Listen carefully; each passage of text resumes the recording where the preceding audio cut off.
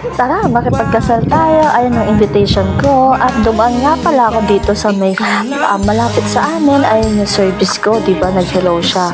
Parang bumili lang ako ng gift and pampalot. Dahil nakakaya naman, pupunta ko wala kang regalo, di ba? Ayan, nagbibiyahe na nga kami papunta doon sa bahay ng kaibigan ko. Dito lang naman yan, malapit sa lugar namin.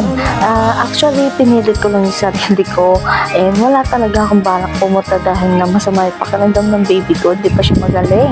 At masama din yung pakiramdam ko, sakit ng ulo ko dyan. So actually, punta nila ako is 12 or 2 p.m. yata. And then, ayan, tumayo ako, nag-decide akong pumunta kahit saglit lang. So, oras na to actually, nasa 4:30 p.m. na. Nagbahatid lang ako kay mother sa may kanto namin para sumakay na trike. And, ayan, finally, nandyan na nga kami sa bahay ng ating best friend. Diba? Tignan nyo naman, kinuha niya agad yung baby ko.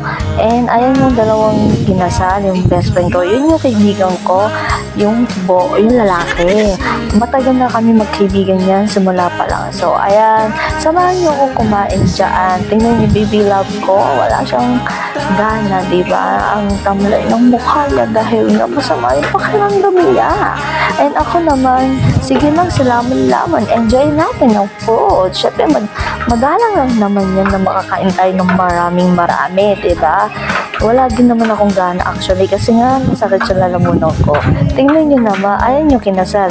Kasal na kasal niya, diba? Sabi ko sa kanya, ba't nakasimangot siya? Enjoy niya lang dapat yung araw niya, yung moment. Kasi nga, minsan lang mangyari yan dahil nga kasal. Ako, pinapangarap ko nga, ikasal ako eh. Diba? Pangarap na pangarap ko yan, yung madala ako sa altar, ipakilala ko kay Papa Jesus. Finally, nakauwi na po kami. Ikaw lang ang laman ng puso't isip Lamantad ng pagkakasal Sa hirap at ginawa tayong dalawa Wala nang iba pang aangat Ikaw lang Yay! Very good! Very good! Bye-bye! Bye-bye! Okay, very good. Very good. Alright. Oh, very good. Oh, very good. Very good. oras makakausap Ang puso ko'y tumutula Sabi mo napupuno Wait, last na lang, last. Last, baby ko. Last na lang. Yay! Last. Yay!